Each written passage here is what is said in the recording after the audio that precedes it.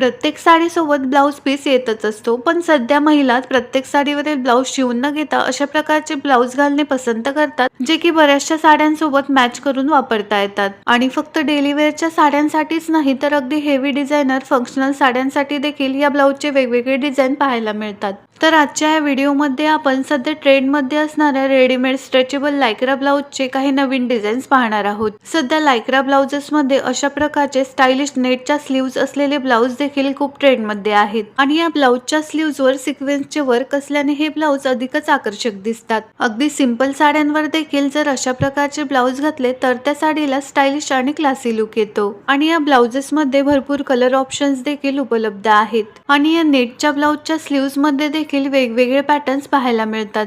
यामध्ये अशा प्रकारे पप किंवा बलून स्लीवचे पॅटर्न देखील घातल्यानंतर खूप सुंदर दिसतात. आणि या ब्लाउजेस मध्ये सध्या अशा प्रकारचे 3/4 स्लीव्ज असलेले ब्लाऊज देखील उपलब्ध आहेत. आणि बांधणीच्या साड्यांप्रमाणे सध्या ब्लाउजेस मध्ये देखील बांधणीचे ब्लाऊज खूप ट्रेंड मध्ये आहेत.